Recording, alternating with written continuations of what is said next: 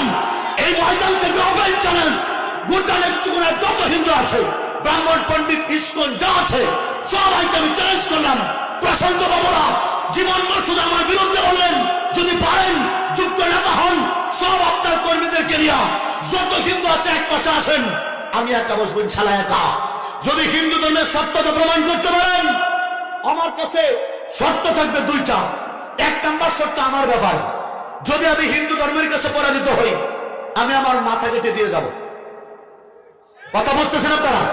দুই নম্বর শর্ত, যদি এলাকার হিন্দুরা পরাজিত হয়, স্ট্যাম্পের মধ্যে লিখিত থাকবে আমার কাছে কালেমা পড়ে মুসলমান হইতে হবে।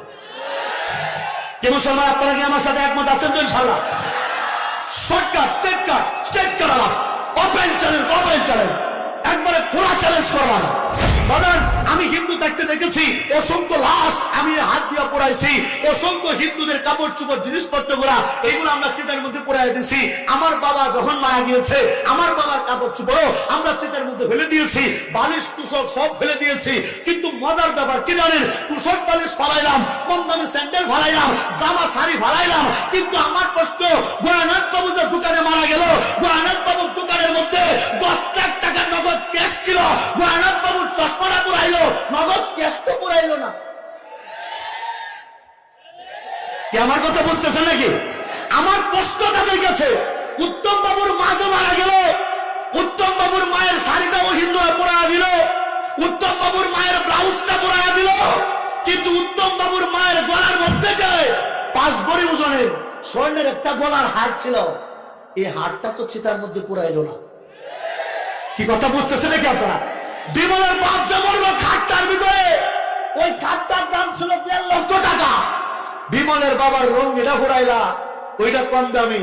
বিমলের বাপ যে খাটটার মধ্যে মারা গেল, খাটটা তো পুরাইলা না, কেন পুরাইবা? ওইটা তো বেশি দামি। তার মানে বোঝা যায় তোমাদের ধর্মটা সময়ে সময়ে পাল্টায়, গিরগিটের মতো পাল্টায়। শুধু আমি ওয়াসিফ বিল্লাহর একার দোষ, আমি সত্য প্রকাশ করলেই দোষ, সত্য প্রকাশ করলাম না, এই উত্তরগুলা দেওয়ার মতো হিন্দু এখনো ভারত বাংলায় জন্ম হয় নাই। কথা বলেন ঠিক কিনা?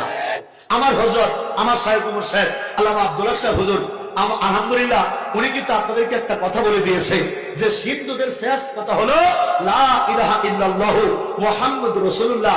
উনি তো মুরব্বী মানুষ, বলছে অনেক হিন্দুরা বলবে এটা মিথ্যা কথা, এটা আমরা বিশ্বাস করি না। আমি বলবো, আমি হিন্দুর বাচ্চা, স্পষ্ট বলছি, এটা 100% সত্য। হ্যাঁ, এটা সত্য।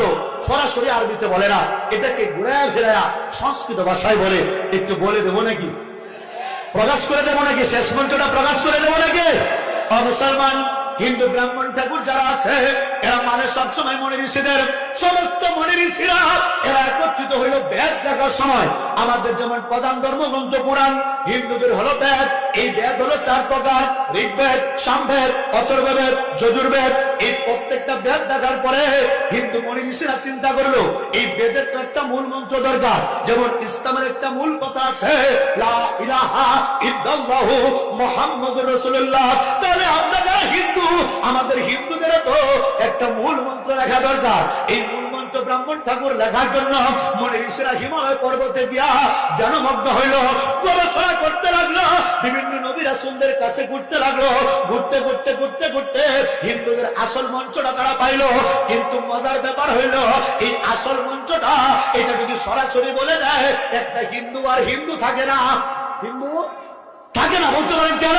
এটা শুনলেই বুঝবেন। ব্রাহ্মণ মনি ঋষি কি করলো? হিমালয় পর্বত থেকে নামলো, সবার চেয়ে বড় মনি, সবচেয়ে বড় যে ঋষি, ওই ঋষি ভাই করলো কি, উনি একটা উঁচা টিলার মধ্যে উঠলো। উঁচা টিলার মধ্যে উঠে সমস্ত হিন্দুদেরকে, বড় বড় পণ্ডিতদেরকে ডাক দিল গোপন বৈঠক। উনি চিৎকার করে গোপন বৈঠকে বলতেছে লা। কি বলতেছে? লা। এই কথা শুনে অন্য ঋষিরা বলে, এই লা মানে? বলে লা মানে নাই, লা মানে নাই। অন্য ঋষিরা জিজ্ঞেস করে কি নাই? বলে ইলাহা। বলে অন্য কোন উপাস্য নাই। বলে কিসের উপাস্য নাই? বলে লা ইলাহা লা ইলাহা পরম পদম, অর্থাৎ পরম পদের মতো অন্য কোন উপাস্য নাই। বলে তাইলে আছে কেনা? বলতেছে ইল্লা ইলাহা, আছে শুধু আল্লাহ। জোরে বলেন আল্লাহু আকবার। হিন্দুদের মন্ত্রের মধ্যে স্পষ্ট বলা, ওই নেত্রকোনার হিন্দু ভাইয়েরা 16টা বছর যাবৎ আমি অসিক বিল্লাহ কালেমার দাওয়াত দেই বলে নেত্রকোনার হিন্দু ভাইয়েরা আমার নামে কত নালিশ করলা, পুলিশের কাছে কত কমপ্লেন করলা, ভারতের কাছে কত বিচার দিলা।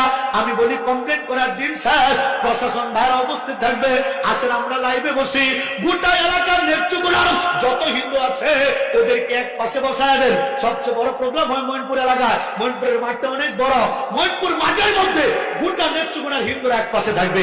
আমি হুজুরদের দোয়া নিয়া, আপনাদের দোয়া নিয়া একা বসবো ইনশাআল্লাহ, একা।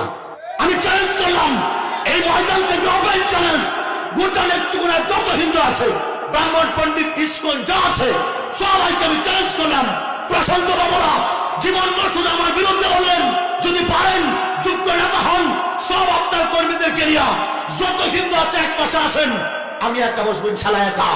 যদি হিন্দু ধর্মের সত্যতা প্রমাণ করতে পারেন, আমার কাছে শর্ত থাকবে দুইটা। এক নম্বর শর্ত আমার ব্যাপার, যদি আমি হিন্দু ধর্মের কাছে পরাজিত হই, আমি আমার মাথা কেটে দিয়ে যাব। কথা বুঝতেছেন আপনারা?